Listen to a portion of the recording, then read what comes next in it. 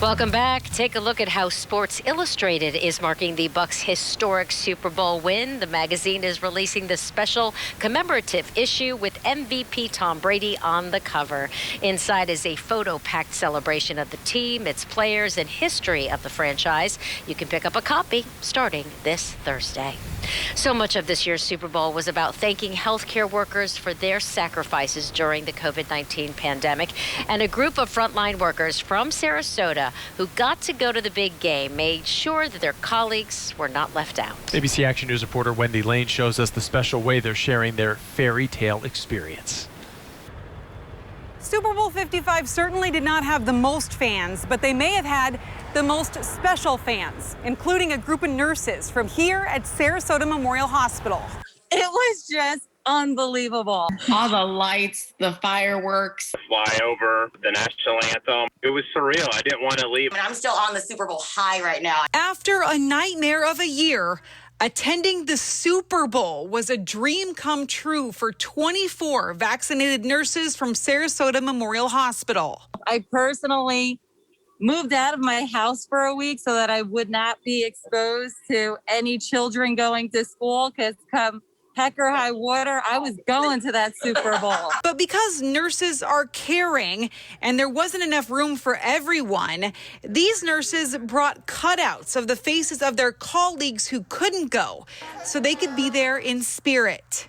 I want to say it's almost like a humbling experience. This is something we all do every day. This is, but to get recognition for it is, it's truly just amazing. They say, yes, there were two teams on the field, but the team of healthcare workers from all over the country who were in the stands was the best part. It's just been a fairy tale, and the Bucs bringing home the championship was the fairy tale ending we were looking for, and we got it. Woo! In Sarasota, Wendy Lane, ABC Action News. And speaking of people at the game, the co-owner of Big Storm Brewing is trying to find a new friend that he made at the game and bring him to Tampa Bay. Yeah, you got to check this out. L.J. Govani is a longtime season ticket holder. During yesterday's game, he sat next to a cardboard cutout of a Kansas City Chiefs fan named Frank. There he is. He says he threw Frank a little trash talk, high-fived him, and even bought him a beer after a Bucs touchdown. Now he's on a mission to figure out who the real Frank is so he can bring him to the Bay Area and treat him to a beer at Big Storm Brewing. LJ says any other year, Frank probably would have been at the game in person, and he'd like to show him a little Tampa Bay hospitality. That's pretty cute.